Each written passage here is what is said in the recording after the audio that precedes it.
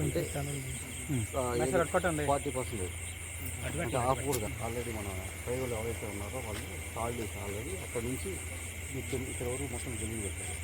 ఈ లోకల్ వాళ్ళు కూడా నాగరాజు ఇల్లు కూడా దిగారు.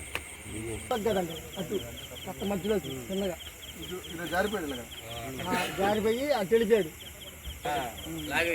3 గంటలు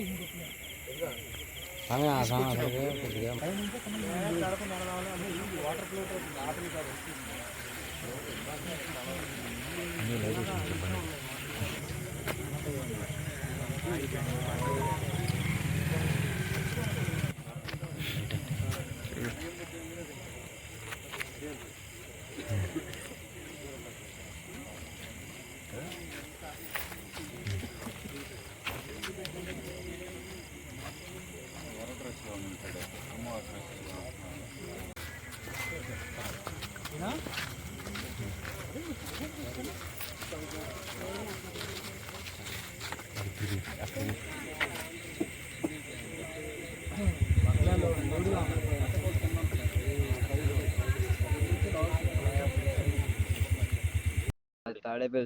తాడేపల్లి 2 గంటల ప్రాంతంలో స్నానానికి వచ్చారు భవానీలు ఇద్దరు.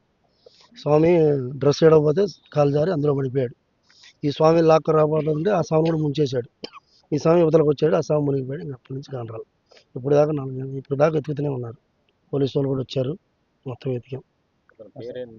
అతని పేరు స్వామి యేసుబాబు అసలు అతని పేరు.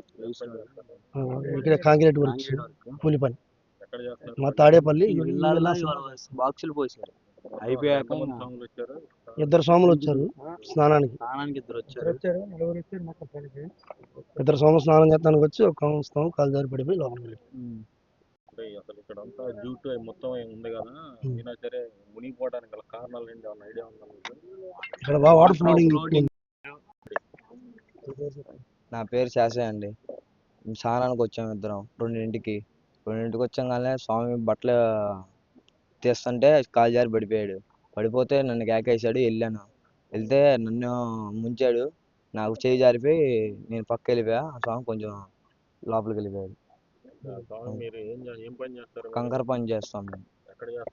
ఇక్కడ లోపల వెళ్ళాలి బిల్డింగ్ లో పని చేస్తాం.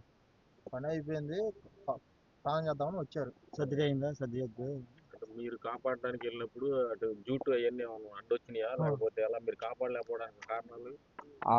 మునిగిపోతే పట్టుకున్నాడు, మొలతాడే పట్టుకుంటే ఇంకా ఏమీ రాదు, భయపడిపోయి క్లోత్ ఎక్కువ ఉందిగా నన్ను ముంచగానే నాకు ఇంక భయం పుట్టేసి చేయి జారిపోయింది. అప్పటికి చేయి జారిపోయి నేను అటు వెళ్ళి ఆ స్వామి లోపలికి వెళ్ళిపోయాడు. లోతు బాగుంది. వాటర్ ఫ్లోటింగ్ ఉంది ఫ్లోటింగ్ ఉంది బాగా వదులుతున్నట్టున్నాడు. లోపలికి వీళ్ళు ఎప్పుడైతే ఫోన్ చేసి చెప్పారో అప్పుడు ఆపారు.